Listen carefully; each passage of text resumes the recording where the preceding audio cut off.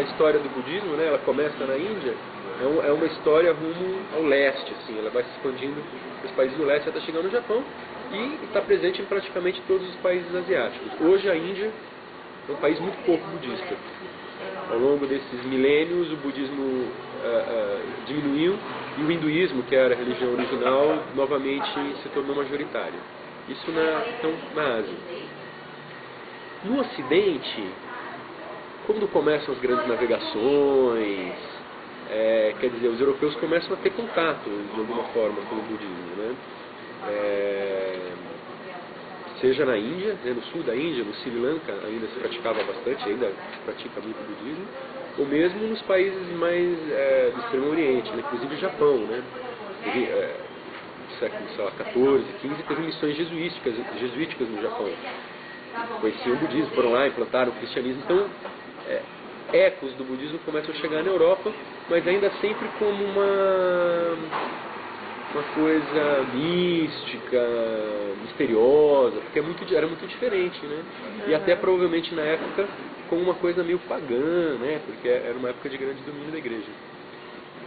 As coisas vão assim até mais ou menos o século XIX, meados do século XIX, em que, principalmente por meio de artistas e poetas, tal, o Oriente ganha um interesse especial na Europa.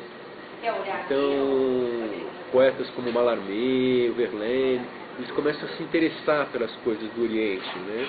E começam a ler poesia japonesa, poesia chinesa, que já estava traduzida para o inglês, por causa do domínio inglês ali na região da Índia e tal.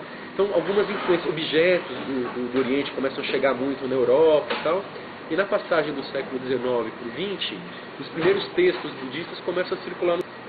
O budismo mesmo, como uma linhagem, vai chegar no Ocidente no começo do século XX. O budismo é uma prática mais do que uma religião. Então ele se baseia muito pouco em dogma. Ele parece para o ocidental uma coisa muito menos rígida, apesar de ele ter a sua estrutura. Na América do Sul é um pouco diferente. Na América do Sul a história começa também no começo do século XX, fim do século XIX e começo do século XX, com a chegada dos primeiros imigrantes japoneses, que chegam em Peru. Então o primeiro templo budista da América do Sul é no Peru, em Lima, uma localidade próxima a Lima, chama Tenhete.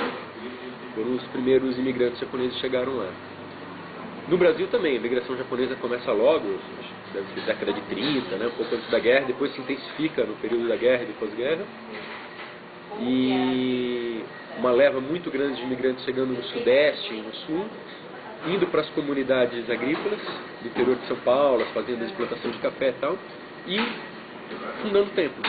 Então o primeiro templo, tem esse templo lá em Lima, o primeiro templo no Brasil é em Rolândia, que é no norte do Paraná, que completa esse ano 50 anos, deve ter 50, 60 anos, não sei bem. Logo depois disso surgem outros templos, em regiões em que havia uma grande concentração de agricultores japoneses, ou pessoas que estavam ligadas ali à terra, de alguma maneira, né? E essas pessoas, então, elas, por iniciativa própria, elas constroem templos e trazem monges do Japão. Eventualmente, no meio dessas famílias que migraram, deveria haver monges também. Então, começam a oficiar nesses templos, né? Em São Paulo, há 50 anos mais ou menos, funda-se o Templo Bushinji, que é na Liberdade, que é o templo ao qual estou ligado, que é a sede da missão do budismo Zen na América do Sul, que também começa com um templo pequeno da comunidade japonesa, mas a comunidade em São Paulo muito grande, né? Então logo consegue uma área maior e construir um templo grande.